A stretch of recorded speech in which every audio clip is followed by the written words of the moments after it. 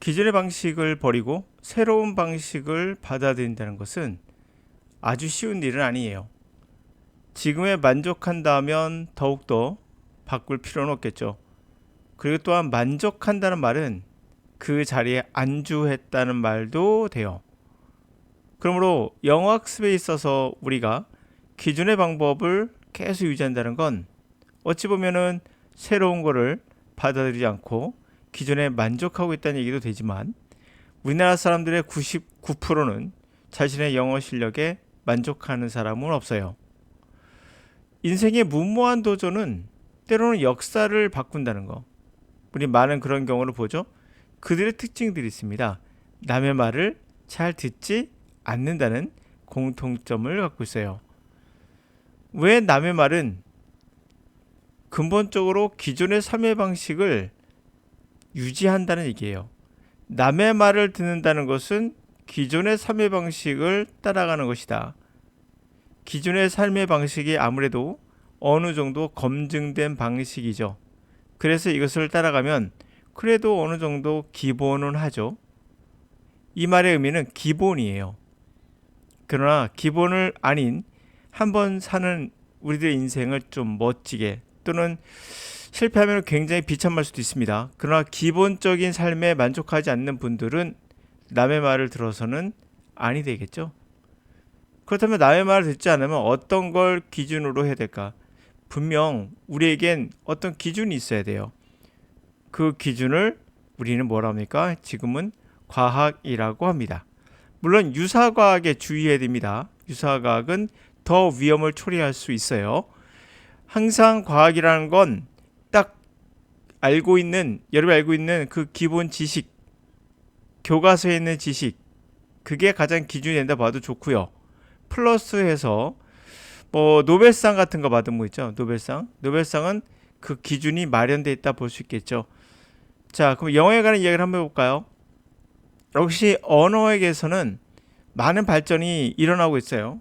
물론 갈 길이 멀긴 하지만, 그 중에서 제가 누차 말씀드리지만 노암 촘스키를 빼놓고 말할 수는 없어요. 노암 촘스키 이후에는 특별한 언어의 혁신을 일으키는 분들은 아직 나오지 않았어요. 또 이런 분이 나온다면 또 변화를 있겠죠. 그러나 이분의 나왔던 이론이 지금까지 나왔던 언어 이론엔 아직은 마지막이에요. 1950년대가 60년대 나왔으니까 거의 60년 이상, 아무것도 거의 70년 이상 나오지 않고 있다는 건 꼭 좋은 모습은 아니죠. 새로운 거, 아니면 이분이 맞다는 걸 지금 검증되고 있는 과정이니까 그럴 수도 있을 겁니다. 자, 그러면 새로운 인생을 살아본다는 거, 기존의 방식에 만족스럽지 못하다면 반드시 과학을 기초로 한 기존에 알고 있는 것들, 개인적인 경험을 벗어나서 좀 더 심층적인 그러한 연구가 된 영어 강의를 들어보는 건 어떻겠습니까? 자, 새로운 삶에 관한 갈증이 있으시다면 이 질문을 같이 한번 읽어보도록 할게요. Many of the greatest archaeologists were considered in their early days to be crazy because they believed in legends or tales from the past that other people thought were not true. 많은 위대한 고고학자들은 어떻게 생각되냐면 그들의 초기 시기에는 미친 사람이다. 왜냐하면 그들이 레전드, 전설이나 또는 이야기, 과거에 나온 이야기를 믿었거든요. 다른 사람 생각하기엔 사실이 아닌데. Perhaps the best example is that of Heinrich Schliemann. 가장 대표적인 예가 바로 하이리크 슐리만이 되겠다. As a boy, growing up in the 1830s, he worked as an apprentice in a grocery store. 소년이었을 때, 그는 1980년대에 성장하면서 그가 apprentice, 견습공으로 일을 했어요. 잡화점에서. An elderly man used to come to eat his lunch there, and while he ate his cups, he would read off verse after verse of Homer's Iliad. 어떤 노인이요, 뭐 하곤 했습니까? 와서 그의 런치를 거기서 먹곤 했었어요. 근데 그의 컵에 빠져 있을 때, 이게 컵에 빠졌다는 건 뭐겠어요? 우리가 술독에 빠졌다는 얘기하죠. 그와 똑같이 생각하시면 돼요. 술체에 있는 동안엔 술컵에 빠지는 동안엔 그는 reel off 술술술 풀린다는 얘기입니다. 술술술 구구절절 호메르스의 일리아드의 구구절절을 쭉 풀더라. 이해가죠? 구절들을 쫙 풀어내더라. 내곤했었다는 거죠. 술 취하면. Listening to him, young Heinrich became absolutely enchanted by the story of Troy. 그에게 귀를 기울이던 젊은 하이리크는 absolutely 절대적으로 완전히 enchanted 빨려 들어간 거죠. 트로이 이야기에 마법처럼 걸려 있었게 되었다. 빠지게 되었다. And he vowed that when he grew up, he was going to find Troy. 그리고 그는 맹세했어요. 내가 어른이 되면 뭐 할 것이다? 트로이를 찾을 것이다. 갈 것이다.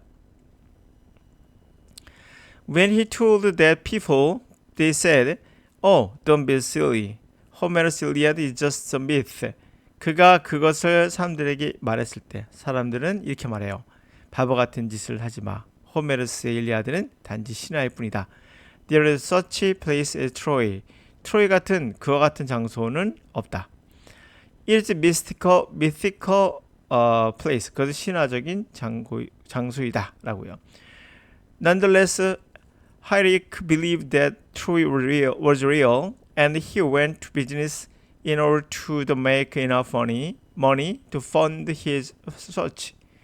그럼에도 불구하고 하이리크는 뭐라 믿었습니까? 트로이는 리얼이다.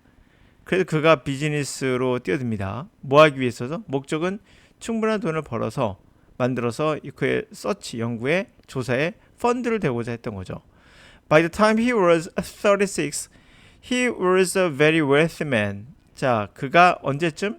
36이 됐을 때쯤, 36. 우리 지금 결혼을 해서 애를 낳을 때 아니죠? 그는 매우 부유한 남자가 사람 되었고, That was when he retired from business and went off to look for Troy. 바로 그때 그는 은퇴를 해요. 비즈니스를 떠나서 뭐하러 출발합니까? 트로이를 찾으러 출발합니다. And sure enough, after about a decade, he found it on the western shores of Turkey, proving with that and the later discoveries that the story truly in the Iliad was not mere myth, but had a basis in fact. 그리고 sure enough, 충분히 확실하다. 그러니까 뭐 그냥 과연 그랬군 이런 뜻이에요. 과연 그렇게 두말할 필요 없이 하여튼 과연 대략 10년 후에 진짜로 그는 그것을 찾게 되었다. 서쪽 해안에서 터키에 그리고 그것을 가지고 후에 발견된 것들을 가지고 뭘 찍합니까? 일리아드에 나왔던 이야기는 단순한 신화가 아니라 베이시스 인팩 사실에 기초한 것이다 라는 거였죠. 네. 자, 이렇게 만약에 이분이 다른 사람의 말을 들었다면 우리는 그 트로이라는 곳을 알지 못했을 수도 있겠죠.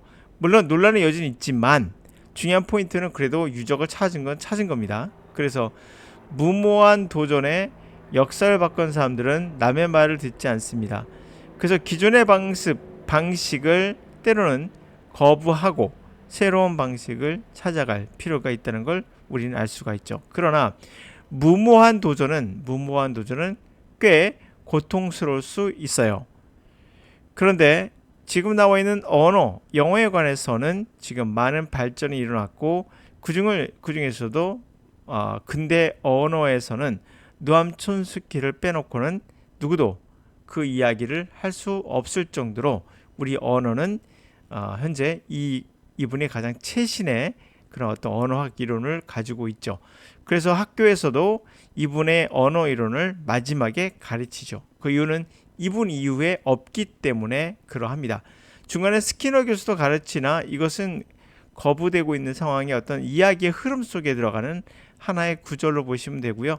현재로는 노암 촌스키가 가장 대표적인 역사상으로 본다면 언어 역사로 본다면 가장 우리가 참고해 볼 만한 기준이 되지 않는가라고 생각합니다.